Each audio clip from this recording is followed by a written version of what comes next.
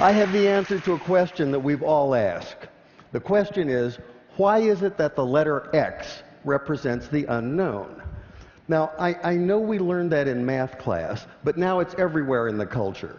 The X Prize, the X Files, Project X, TEDx.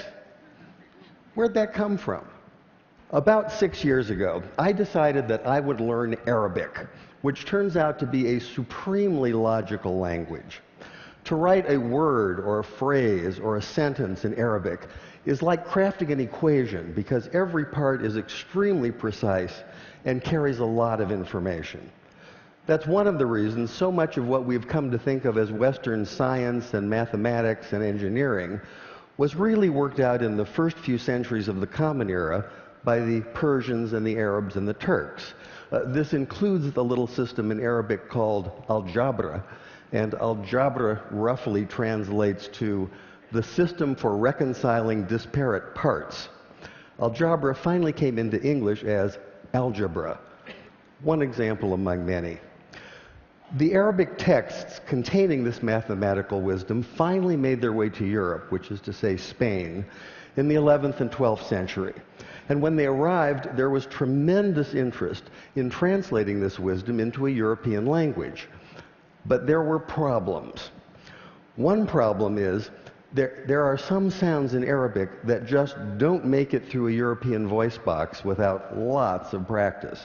Trust me on that one. Also, those very sounds tend not to be represented by the characters that are available in European languages. Here's one of the culprits. This is the letter sheen, and it makes the sound we think of as sh. Sh. It's also the very first letter of the word shay'un, which means something, just like the English word something, some undefined, unknown thing. Now, in Arabic, we can make this definite by adding the definite article al. So this is al-shay'un, the unknown thing. And this is a word that appears throughout early mathematics, such as this 10th century derivation of proofs. The problem for the medieval Spanish scholars who were tasked with translating this material is that the letter sheen and the word shay'un can't be rendered into Spanish because Spanish doesn't have that sh, that sh sound.